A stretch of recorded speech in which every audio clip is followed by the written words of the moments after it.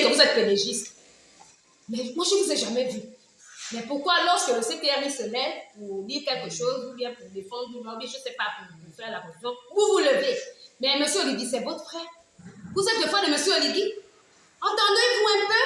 Pour une fois, même si Oligui, même s'il fait 7 ans, il va partir. Mais vous avez fait 56 ans.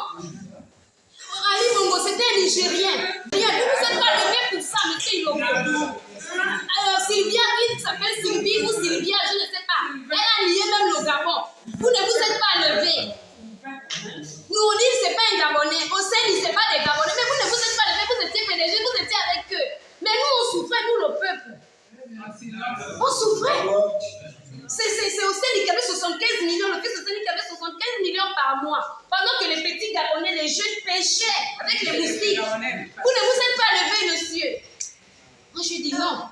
C'est pas qu'on n'aime plus le CTRI, que le CTRI était avec le PDG, non. Mais moi, les Bongos, le PDG, moi, j'avais dit, moi, je ne veux plus entendre le PDG. Je voudrais que les Gabonais soient émus. On est fatigué de... le PDG a dit la transition de machin. Moi, je veux qu'on soit émus.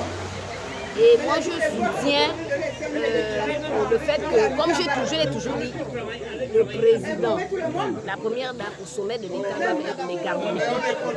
Et le peuple, nous devons être unis. En fait, nous devons être unis. Pour moi, nous devons être unis. On ne veut plus savoir qui est PDGiste, qui est au CTRI. Non, on doit être unis. Alors, je vous remercie. Merci. Mais il faut mettre maintenant des canevas. Il y a eu trop de sorties de route. Et ça a été grave. La première, la plus grave, c'est Omar Bongo.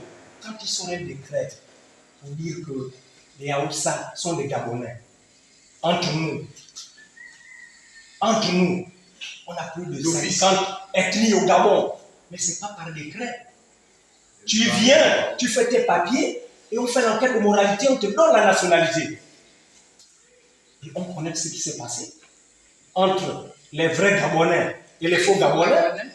Les procédures qui n'ont pas suivi la norme, qui sont devenus Gabonais. Il faut tenir compte de ça. C'est vrai que vous n'êtes pas en campagne, vous faites les prémices d'une campagne. Parce que là, je suis inquiet. Vous vous souvenez, Mbabesso, l'appel au boycott, où on disait pour la première fois l'opposition devait prendre l'Assemblée nationale. Il est arrivé, il a fait ses accords, boycott, le premier boycott. Si on met des verrous, comment ça se passe? Enseigner à nos enfants. À mon avis, il faut savoir que personne n'est exclu d'un Gabonais. Qu'il soit d'adoption, qu'il ait un père, pas de l'autre côté. Mais la gestion était catastrophique. Pendant 14 ans, c'était un holocauste au Gabon, dans l'administration. Moi, je pense. Vraiment, faites bien d'expliquer. C'est un projet. On ne va pas directement condamner. Ils sont encore en train de travailler. Bon, vous et vos amis, les amis étaient là-bas, vous étiez au courant de tout ça. Je sais, puisque vous avez occupé de votre fonction au PDG, votre président, c'est pareil. Il connaît, il a été garant de l'administration au Gabon, parce que pour avoir la nationalité, le document devrait aller juste chez le Premier ministre. Quelqu'un est gabonais, il n'est même pas encore arrivé au Gabon. Il a sa nationalité. Très enrichissant parce que nous avons eu un éclaircissage sur certains articles dont on n'avait pas vraiment connaissance. Et ils nous ont éclairés sur certains points. Mais cela ne change pas que nous les Gabonais, nous sommes satisfaits de la libération de notre pays. Cela dit, on attend la campagne pour pouvoir décider. Mais le docteur a été vraiment très éloquent et il nous a vraiment éclairé sur plusieurs points dont on n'avait pas vraiment la connaissance et c'est ce que je retiens vraiment. Vraiment, je sors de là un peu mieux éclairé que par le passé. Je vais vous dire que le docteur Evan, nous nous sommes connus en 1980 lors d'un déplacement de Raponda à Moula. Il est venu ensuite à Raponda, il m'a trouvé. Nous avons joué ensemble, lui au football, au Stade Manji, moi en basketball au Stade Manji. Et puis nous nous sommes retrouvés, on était d'abord dans le même établissement, nous nous sommes retrouvés à la faculté de médecine, au CUS. Lui en deuxième année, moi j'avais la première année. Ensuite, nous sommes perdus de vue. Nous sommes retrouvés après son retour du Maroc.